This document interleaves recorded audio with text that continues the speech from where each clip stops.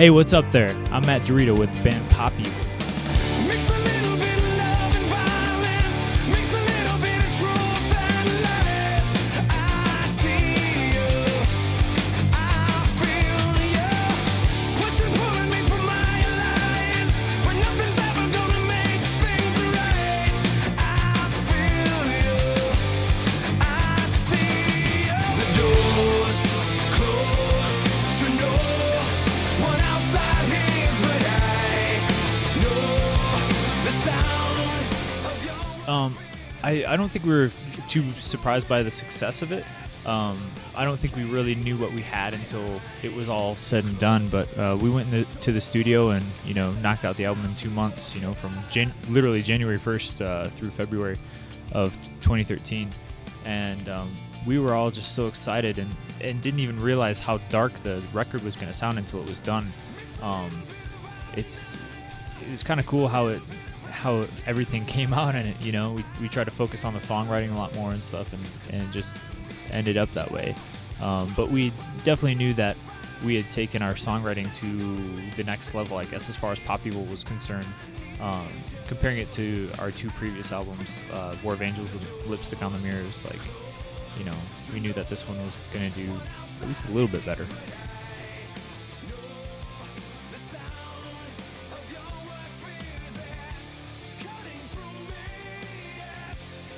Absolutely, yeah.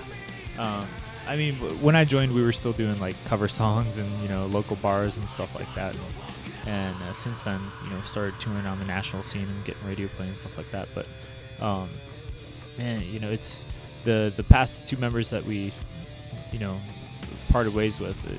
It was unfortunate to have to do, but it was one of those things where it became the best thing for us in the end, because we were able to sort of handpick the best guys for that job, not only the best players but the best musicians that we felt that we could work with and that are on the same level with us, and just good guys to get along with in general.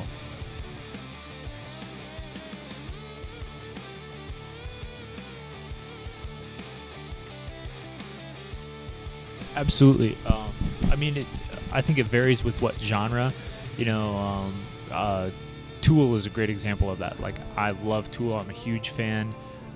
If you go to see an elaborate stage show, you're not really going to get it most of the time. Maynard kind of hangs in the back and does his own thing, which, some people gravitate towards that too. It's very artistic and moody. But for me personally, if there's not some sort of stage show live, if you can't translate the songs from the disc to a live show, then I really don't have an interest in seeing it. There are a lot of great bands out there with great albums, and I'll see them live once and be like, okay, cool, I get it now. And I think to have some longevity or some sort of success, you need to be able to give an experience that the listener can't get just by listening to the CD.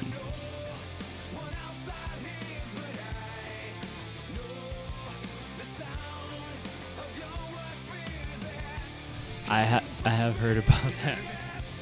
I don't know. It's kind of creepy, man, because I don't know if someone's just gonna come up and yank on it, or I don't know. In the early days when we were doing a lot of different bars and stuff, I'd get people come up to me after the show and grab it and try to cut it. People coming up trying to thinking they're funny and being drunk and stuff, trying to cut it, and I'm like, dude, I would murder someone over that. Well, not really, but I learned real quick, once I get off stage, put it up. Otherwise, people start pulling on it and stuff. That's weird. It's like when people see a circus clown, they immediately want to stomp on his toes because he's got big shoes on. It's like I'm some kind of parody.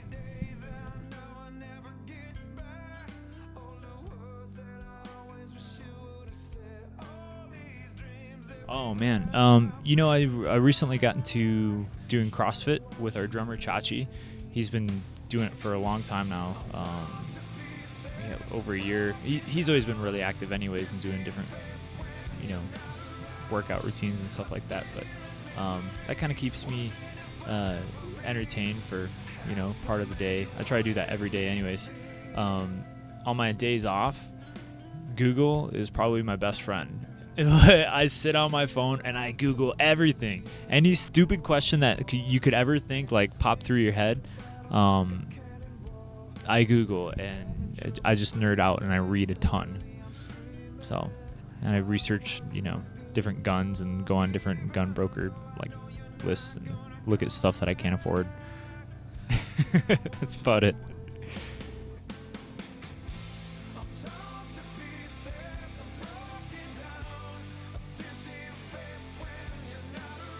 I've been playing bass since the summer of 2000, so just coming up on 14 years.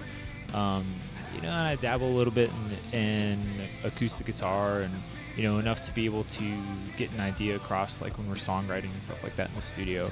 Or even this morning we went and did a thing for the TV station, and so I hopped on acoustic guitar and just kind of played along. I played saxophone for like 12 years. I don't know if that really counts. I don't play it anymore. Drums a little bit, just dabble in a little bit of everything just to kind of get an idea across, but nothing that I could take up another career with, that's for sure.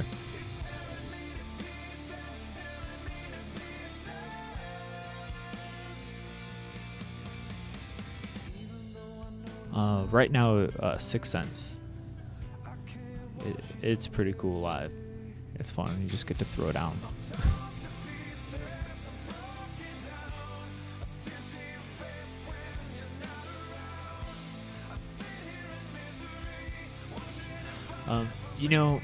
I can't say too much. We might have something really big in the works, but all I can say is just keep your eye on the Facebook, and we'll do our best to keep you guys updated. But there are a couple of the festivals where we might have a trick or two up our sleeve, and might possibly have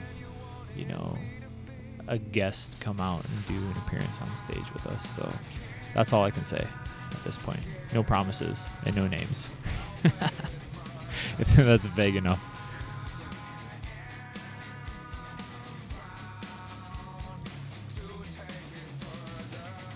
We've had some really, really good ones on this tour. One that actually surprised me was Vegas. The crowd in Vegas was insane. And typically you don't really get that with like the bigger cities. If we go to New York or Jersey or LA or Anaheim, like all those shows were pretty moderate. The crowds were rocking, they were having a good time and stuff, but they don't just go balls out. So we got to Vegas, I figured, all right, well, it's probably going to be sort of the same vibe, but everyone was in freaking party mode.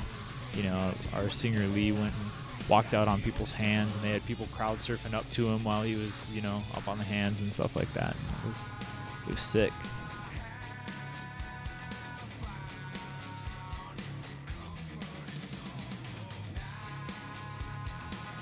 Yes, correct. We did like a cruise ship there, and we shot 3 of our music videos there. So we do get a short break, and we're actually going to take off a little bit early and go to Canada. We're shooting a music video in Canada real quick before we jump over to Europe. And we'll be sharing a bus with Upon a Burning Body, which will be awesome, dude, because those guys are super heavy. They're Texas boys too, and we've never shared a bus with another band. So I'm imagining it's going to be pretty awesome. A lot of brotherly bonding.